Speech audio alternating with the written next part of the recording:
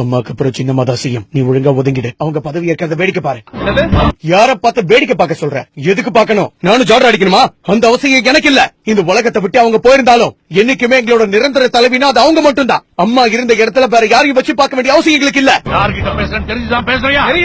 என் தங்க தலைவி இந்த உலகத்தை விட்டு போன அடுத்த 5வது நிமிஷம் கண்டவ காலில் விழுந்து இன்னும் எழுந்துக்காம இருக்கவங்க தானே நீங்க. அவங்க இடத்துல வேற ஒருத்தர் இருக்கிறத என்னால ஏத்துக்க முடியாது. என்னைக்குமே என்ன பொறுத்த வரைக்கும் நிரந்தர தலைவி அவங்க தான். இன்னைக்கு இவ்வளவு பேசுற நீயும் ஒரு காலத்துல கூனி குறுகி காலில் விழுந்துதான் பொழப்பு நடத்தணுங்கிறத மறந்துடாத. எங்களுக்கு உனக்கும் பெரிய வித்தியாசம் இல்ல. ஒருத்தங்க மேல பாசம் வச்சு மரியாதைக்காக காலில் விழுறதுக்கும் பதவிக்கு ஆசைப்பட்டு கண்டவங்க கால நக்கிறதுக்கும் ஏகப்பட்ட வித்தியாசம் இருக்குவே. உங்களை மாதிரி கேவலமான ஜென்மம் நான் கிடையாது. இங்க இருக்கிற பல பேரு அம்மா அம்மா சும்மா வாய் வார்த்தையா சொல்லிருப்பாங்க. ஆனா நான் அப்படி கிடையாது. அவங்க பேரை என் இதயத்துல வச்சிருக்கேன். என்னைக்கும் இது இங்க இருந்து போகாது.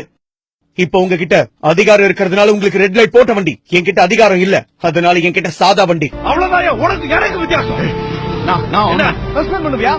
பண்ணுவியா படிக்க 5000 ரூபாய் இருந்தா காய்கறி கடை வைப்பேன், 50,000 ரூபாய் இருந்தா மளிகை கடை வைப்பேன், 5 லட்சம் இருந்தா பழையபடி டீ கடை ஆரம்பிப்பேன். என்னோட இதய தெய்வம் புரட்சி தலைவி காலில் விழுந்தா அவங்களுக்கு மரியாதை கொடுத்தேன். அதே மாதிரி கண்டவங்க முன்னாடி கை கட்டி நிக்க வேண்டிய அவசியம் எனக்கு வெளியே போ.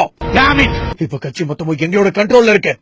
உன் கண்ட்ரோல்ல இந்த கட்சி வேணா இருக்கலாம், ஆனா இப்போதைக்கு என் பின்னாடி உண்மைங்கிற சக்தி இருக்கு. அதை வச்சு என்ன பண்ணணும் ஏது பண்ணணும் எனக்கு தெரியும். அதை தடுக்க நினைச்சா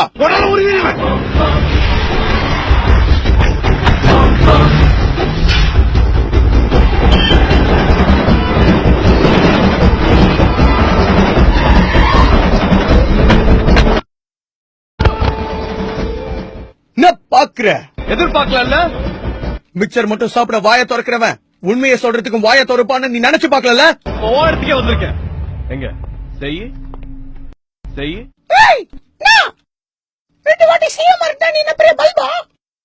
எனக்கு இப்ப கட்சியில அதிக செல்வாக்கு இருக்கு. அதை வச்சு இப்பவே நான் சிஎம் ஆற பாக்குறியா? நாங்க நினைக்க மாட்டோமா? இது வரைக்கும் நான் ஆசையப்படாம 2 தடவை தானா எனக்கு சிஎம் பதவி கிடைச்சிருக்கு. நான் ஒன்னும் மிரட்டியோ விலை கொடுத்தோ அந்த சிஎம் பதவியை வாங்க நினைக்கல. இப்ப சொல்றேன், ஒத்தை கொத்த மோத எனக்கு தைரியம் இருக்கு. உனக்கு இருக்கா? மோதி பாக்கலாமா? இந்த உலகத்துல பிறக்கிற எல்லாருக்குமே வாழ்க்கையில உண்மையான நட்புங்கிறது இருக்கும். ஆனா அந்த உண்மையான நட்பை, அந்த புனிதமான உறவை யாரும் இப்படி உன்ன மாதிரி கேவலமா பயன்படுத்தி இருக்க மாட்டாங்க. இப்ப நீ கட்சியில சாதாரண ஒரு ஆளு. உன்னால என்ன பண்ண முடியும்? அதே நான் நினைச்சேன்னா 10 நிமிஷத்துல உன்னை தூக்க முடியும். தூக்கு அதாவே எனக்கும் வேணும். என்ன பதவியில இருந்து தூக்கிட்டீனா என்ன பார்த்து நீ பயந்துட்டேன்னு அர்த்தம். அப்படி பயந்துட்டேன்னா நான் ஜெயிச்சுட்டேன்னு அர்த்தம். ஓபிஎஸ் இதுக்கு முன்னாடி எதுக்கும் வாய் திறக்காம இருந்து பாத்திருப்ப. கூனி குறுகி நின்னு பாத்திருப்ப. ஏன் டீ கடையில நின்னு டீ ஆத்தி கூட பாத்திருப்ப. கம்பீரமா அம்மா சமாதியில தியானம் பண்ணி பாத்திருக்கியா?